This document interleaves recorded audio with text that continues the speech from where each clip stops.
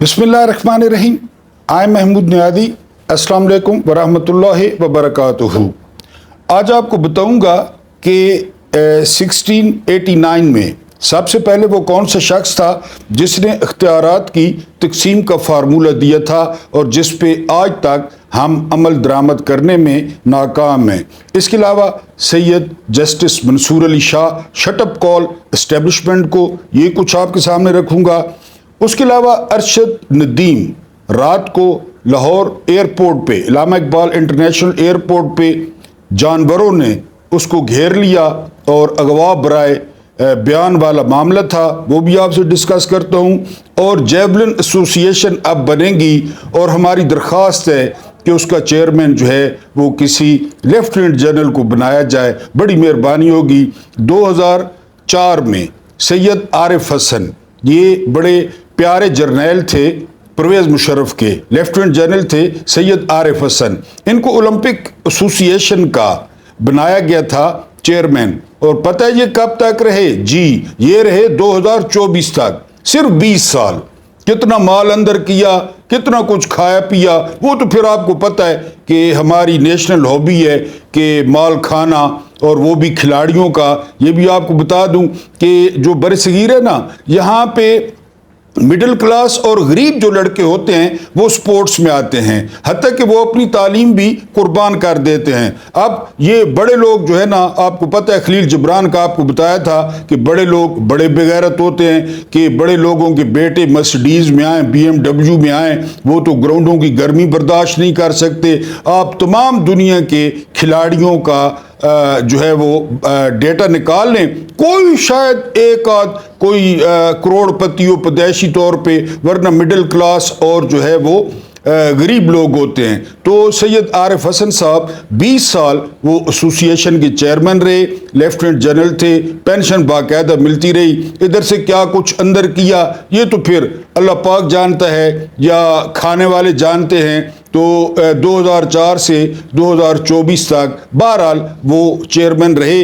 अब हमारी कि जी जेवलिन एसोसिएशन कोई फौरन बनाई जाए, एक और खड़ा किया जाए अंपायर, एक और इदारा खड़ा किया जाए। लेकिन हमारी जो दरख्वास्त है कौमी सतह पे वो ये है, मेरे जो मोअज़्ज़िज़ नाज़रीन हैं वो भी हिमायत करेंगे कि उसका जो चेयरमैन हो वो लेफ्टिनेंट जनरल हो। क्योंकि ये सारी कौम, ये PhDs, ये MA, ये MSc, ये हमें तो आपको पता है छोले दे के पड़े हैं, न इनको कुछ आता है। तो इसका चेयरमैन लाजमी लेफ्टिनेंट जनरल को लगाना है सैयद आरिफ हसन की तरह, ताकि ये जो अरशद नदीम जो है वो मेडल ले आया है, तो ताकि अगले जो है ना ओलंपिक्स में क्वालिफाई न कर सके, इसलिए आपने जेवलिन एसोसिएशन एक तो रातों रात बनाए और दूसरा उसका चेयरमैन लेफ्टिनेंट जनरल लगाएं। ये एक मासूम सी ख्वाहिश है, वो आप पूरी कर दें। उसके बाद रात को, यानी मैंने आपको बताया ना कि नून लीग, रात को भी मैंने आपको बताया था बल्कि सुबह वाले वीलॉग में, कि अगर कभी जलालत का ओलंपिक्स हुआ, अगर कभी बगैरती का जो है ना वो ओलंपिक्स हुआ, अगर कभी 2 नंबरी का ओलंपिक्स हुआ, अगर कभी चोरी चकारी का ओलंपिक्स हुआ, तो ये जो जमात है नून लीग, ये पूरी दुनिया में मेडलों की लाइन लगा देगी। क्योंकि रात को अरशद नदीम एयरपोर्ट पर पहुंचे तो इस तरह लगता था कि जंगली जानवरों ने उस पर हमला कर दिया है। कोई राणा मशहूद रिच उसके कान में कुछ कह रहा था, उसको कागज पकड़ाया जा रहा था और उसको बयान दिलवाया जा रहा था, क्योंकि बयानों का मौसम है। आप बयान दें कि आपका फलां से कोई ताल्लुक नहीं है, फलां पार्टी से कोई ताल्लुक नहीं है, तो फिर आप जो है ना, इसी तरह अरशद नदीम को घेर लिया गया। हालांकि इस इवेंट को इतना अच्छा बनाया जा सकता था, एक कौमी यकजहती पैदा की जा सकती थी। उनको दुबई में रुकवा लिया जाता, उनको सुबह 10-11 बजे लैंड कराया जाता। आपको याद होगा कि इंडियन टीम वर्ल्ड कप जीत के गई, कैसा इस्तकबाल था वो। अभी आप मनाजिर देख लें यूट्यूब पे। और हमारे जैसे मुल्क के लिए, अरशद नदीम जैसे बंदे के लिए, मियां चन्नू के बेटे के लिए, यकीन करें कि ये गोल्ड मेडल वो इंडिया के वर्ल्ड कप से ज्यादा भारी था। زیادہ، یہ میں نہیں کہہ رہا، یہ وکرانت گپتا نے کہا ہے. وکرانت گپتا بہت نون صحافی ہیں انڈیا کے سپورٹس کے، انہوں نے کہا ہے کہ یہ ورلڈ کپ سے بڑی کامیابی تھی. پھر انہوں نے ارشد ندیم کے حالات پہ بھی روشنی ڈالی کہ کس طرح وہ شخص یہاں تک پہنچا، کیونکہ وکرانت گپتا کو یہ ساری سٹوری سنائی نیرج چوپڑا نے، جنہوں نے سلور میڈل لیا اور جو ارشد ندیم کے دوست بن چکے ہیں. بڑے اچھے ان کے تعلقات ہیں کہ کس طرح نیرج چوپڑا ہندو ہو کر ارشد ندیم کی مدد کرتے رہے، ان کا مرائل اپ کرتے رہے. رات کو تو جو جہان کا سیاسی گدھ تھا، جو جہان کا سیاسی کچرا تھا، وہ ایئرپورٹ پہ اکٹھا تھا. کوئی گلے میں جو ہے نا وہ بڑی مشکل سے ہار ڈال رہا تھا، کوئی چوم رہا تھا، کوئی کانوں میں سرگوشیاں کر رہا تھا. پھر وہاں پہ گلو بٹ اکٹھے کیے گئے. نون لیگ کا انتخابی نشان آپ کو پتہ ہے گلو بٹ. یہ بھی آپ کو بتاتے چلوں کہ گلو بٹ کے بڑے بھائی کے بقول کہ 4 دفعہ ہم نے گلو بٹ کی قبر کھودی لیکن گلو بٹ سانس لے لیتا تھا. 4 دفعہ ہم نے قبر کھودی، پھر انجام ان کا یہ ہوتا ہے. کیونکہ گلو بٹ نے منہاج القرآن میں جو کچھ کیا تھا یونیورسٹی میں، آپ کو یاد ہوگا، تو رات کو بھی ایئرپورٹ پہ گلو بٹ پہنچے ہوئے تھے. اور ارشد ندیم کے ایک دوست نے یہ بات کہہ دی کہ کسی نے سپورٹ نہیں کیا ارشد ندیم کو، حکومت سوئی رہی. تو وہاں پر وہی بڑی بڑی مونچھوں والے، وہ پھٹکار زدہ شکلوں والے، خوفناک شکلوں والے، وہ گلو بٹ اس پہ پڑ گئے اور اس کے بچپن کے دوست کی انہوں نے دھلائی کر دی. یہ آپ دیکھیں دودھ میں مینگنے ڈالنا، اسی کو کہتے ہیں نا. یعنی ادھر اتنا جشن کا پروگرام لوگ انتظار کر رہا تھا، لیکن انہوں نے اپنی سیاست چمکانی تھی. کوئی کہہ رہا ہے کہ عمران سے بڑا جو ہے نا وہ اس نے کارنامہ دیا ہے، کوئی کہہ رہا ہے عمران نے 10 لوگوں کے ساتھ ورلڈ کپ جیتا تھا، کوئی کہہ رہا تھا کہ عمران کی منوپلی ختم ہو گئی. اور یار ہم مانتے ہیں عمران کی منوپلی ختم ہو گئی، لیکن آپ لوگوں کی خباثت، آپ لوگوں کی ضلالت وہ سر چڑھ کے بول رہی تھی.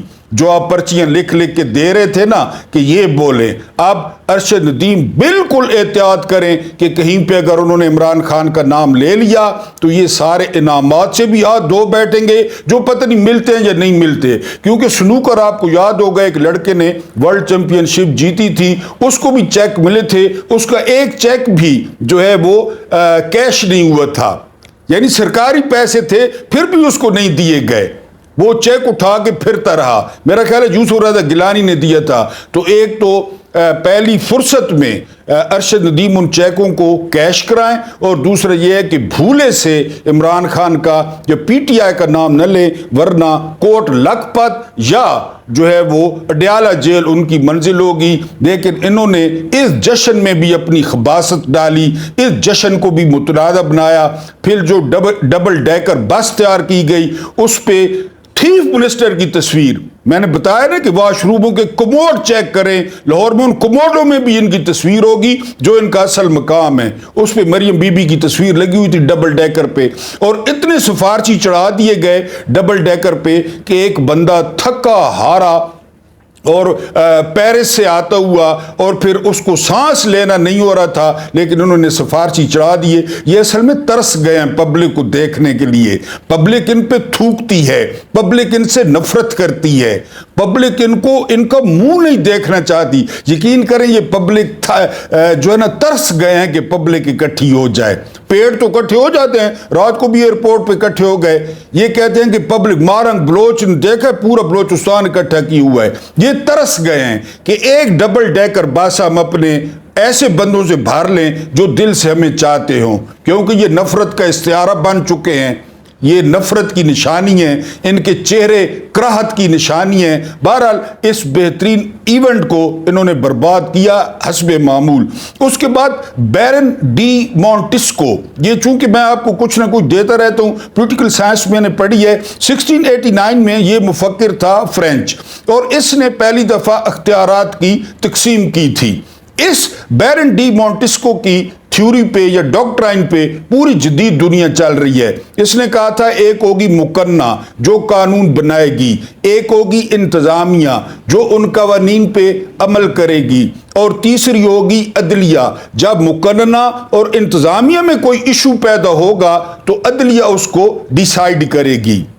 और पूरी दुनिया में ये तीन, हमारा हर बंदा अपनी क्रीज से निकल के छक्के मार रहा है, यानी उसका मुकन्ना वाला अदलिया में, अदलिया वाला मुकन्ना में, मुकन्ना वाला इंतजामिया में, बिल्कुल इस तरह ये घुसे हुए हैं। मैं आपको एक छोटा सा वाकया बताऊं कि ओबामा सदर थे। ओबामा इख्तियारात की तकसीम किससे कहते हैं? दुनिया में ना, दुनिया में यहाँ खुदा के बाद दुनियावी तौर पे, सियासी तौर पे अगर कोई ताकतवर शख्स होता है ना, वो अमेरिका का सदर होता है। सियासी इतबार से और दुनियावी इतबार से बात कर रहा हूं। उनकी एक रियासत में समुद्री तूफान आ गया और बड़ा शदीद तूफान, बड़ा नुकसान हुआ। ओबामा ने फौरन राब्ता किया। अब स्टेट का नाम मुझे याद नहीं है कि जी सदर आ रहे हैं। पता है क्या हुआ? स्टेट के गवर्नर ने सदर को मना कर दिया कि जी हम आपको संभालेंगे या हम जो है ना मुतासरीन को संभालें, आप दौरा न करें। अभी हम बहुत ज्यादा, गवर्नर ने, रियासत के गवर्नर ने ओबामा को मना कर दिया कि आप ना आए, आप जो है ना वो हमें डिस्टर्ब करेंगे, हम आपको प्रोटोकॉल दें, आपकी सिक्योरिटी करें, आपको संभालें, आपके डिनर, आपके लंच, लिहाजा आप, और फिर सदर रुक गए। सदर की ये होती है इख्तियारात की तकसीम कि आप अभी उधर ही रहें। ये जिस तरह वो लंबे बूट पहन के बजाय पानी निकालने के या बजाय असल काम करने के ये तस्वीरें उतरवाने पहुंच जाते हैं, ये कमी कमोड़े। वहां गवर्नर ने सदर को रोक दिया। सबसे पहले 1689 में बैरन डी मॉन्टेस्क्यू ने, मॉन्टेस्को भी पढ़ते हैं, मॉन्टेस्क्यू भी, ये फ्रेंच का मुफक्किर था जिसने ये डॉक्ट्राइन जो है ना वो दी थी। अब मैंने इसका जिक्र क्यों किया है? सैयद मंसूर अली शाह ने रात को जो है एक होटल में, मेरा ख्याल है मारगला होटल था, वहां पे खिताब किया है और उन्होंने कहा है कि ये कोई कर्टसी नहीं है, ये कोई चॉइस नहीं है कि हमारे फैसलों पे जो है ना वो अमल किया जाए, ये ऑब्लिगेशन है। यू हैव टू, आपको करना है। हाँ, नया निजाम ले आए, फिर उसको देखेंगे। नया निजाम मीन वो धमकियां दे रहे हैं ना, मुनीफ फारूक और सुहेल वड़ाइज पपीते के मुंह वाला, वो जुवैद चौधरी मर्दाना ताकत वाला, वो इसके अलावा नुसरत जावेद वो टोकरियों वाला जिसने टोकरियां ली, तो वो कह रहे हैं जी कि कुचल दें, इमरजेंसी, मार्शल लॉ। तो मंसूर अली शाह ने कहा नया निजाम ले आए, उसको भी देख लेंगे। ये आपने, और जो दो जजों ने, मैंने कहा उनको जज कहना भी जो है वो गलत है, जिन्होंने लिखा कि इंतजामिया इन फैसलों पर अमल न करे, उनकी भी मंजी ठोकी जो है ना वो मंसूर अली शाह ने। और उन्होंने कहा अगर अदलिया का फैसला गलत है उसको भी अदलिया देखेगी, यानी रिव्यू हमारे पास आएगा और जो है ना वो अपील हमारे पास आएगी, लेकिन आपको अमल दरामद करना है।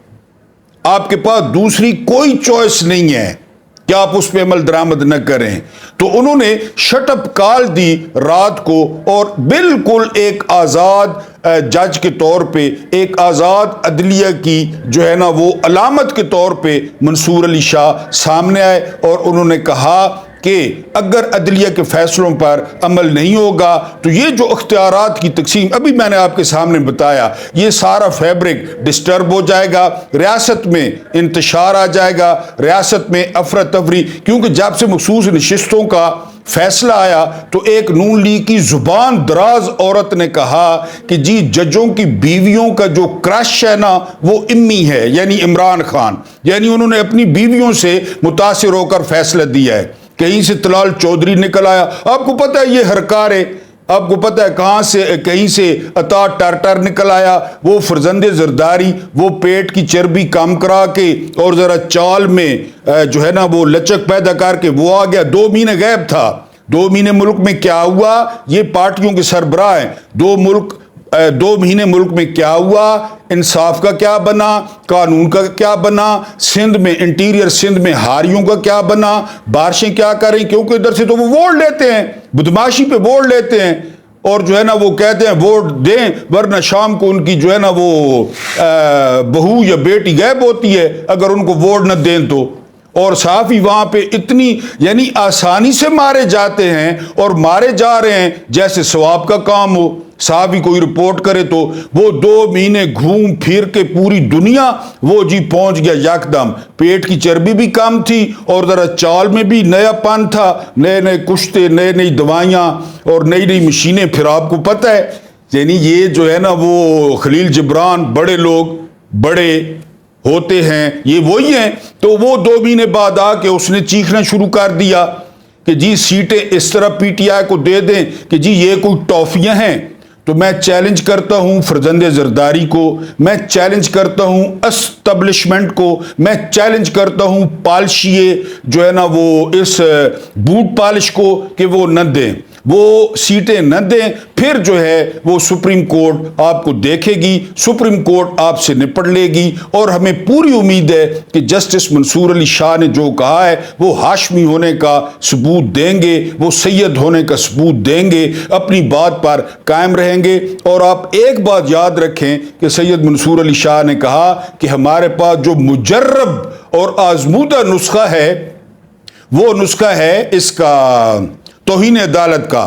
آپ کو یاد ہوگا کہ اس کو گیلانی کو, یوسف رضا گیلانی کو توہین عدالت پہ کھڑے کھڑے افتخار چودھری نے گھر بھیج دیا تھا. افتخار چودھری چیف جسٹس تھے, میرا خیال ہے آصف سعید کھوسہ نے گھر بھیجا تھا توہین عدالت پہ, کیونکہ عدلیہ نے کہا تھا کہ خط لکھیں زرداری کی کرپشن پر سوئٹزرلینڈ کی حکومت کو. گیلانی نہیں لکھ رہا تھا, حکم عدولی ہو گئی, انہوں نے گیلانی کو بلایا اور ڈسمس کر دیا. کھڑے کھڑے انہوں نے کہا کہ بھاگ جاؤ, دوڑ جاؤ. باہر نکلے, جب گیلانی باہر نکلا تو سرکاری پروٹوکول بھی نہیں تھا. جب جج اپنیوں پہ آ جائے نا, جو ہم پہلے دن سے کہہ رہے ہیں کہ آپ آئینی ادارہ ہیں, آپ کے پاس اختیارات ہیں, آپ اسی قید اعظم کے نوٹوں والی جو ہے نا مراد اور تنخواہیں لیتے ہیں. خدا کے لیے آپ تو عوام کا ہاتھ پکڑ لیں اس فسطائیت میں, اس یزیدیت میں, اس ظلم میں کہ سارے جو ہے وہ عوام پر پل پڑے ہیں, عوام کو سانس نہیں لینے دے رہے, اور عوام مہنگائی سے, بے روزگاری سے اور بد امنی سے تنگ ہے. تو آپ تو لوگوں کا ہاتھ پکڑ لیں. اور مجھے پورا یقین ہے کہ منصور علی شاہ چونکہ سید ہیں, سردار ہیں, وہ انشاءاللہ تعالی ہاتھ پکڑیں گے عوام کا. ان کا لہجہ یہی بتا رہا ہے, ان کی باڈی لینگویج یہی بتا رہی ہے. اور چیلنج ہے اس حکومت کو, اس کے ہرکاروں کو, اس کے گالم گلوچ بریگیڈ کو, اس کے وہ جو ہے 98 سال کا پروفیسر عرفان صدیقی جو ٹویٹیں کرتا ہے ججوں پہ, اس کو چیلنج ہے کہ آپ لوگ سیٹیں نہ دے کے دیکھیں. اور خاص کر وہ بھیرے والا سکندر سلطان راجہ. پھر امید ہے کہ انشاءاللہ منصور علی شاہ اپنے الفاظ پر پورا اتریں گے. خبریں اور بھی ہیں لیکن آج اتوار ہے. اللہ پاک آپ کو آسانیاں عطا فرمائے, آسانیاں بانٹنے کی توفیق عطا فرمائے. اللہ پاک آپ لوگوں کی روزیوں اور آپ لوگوں کے دسترخوانوں میں بہت وسعت دے. اور اللہ کریم, یہ بہت خاص دعا ہے, آپ کے اور میرے مرحومین بزرگوں آباء و اجداد کی مغفرت فرمائے, اور ان کے ساتھ عدل کا نہیں رحم کا معاملہ اور احسان کا معاملہ فرمائے. مجھے برداشت کرنے کا بہت بہت شکریہ.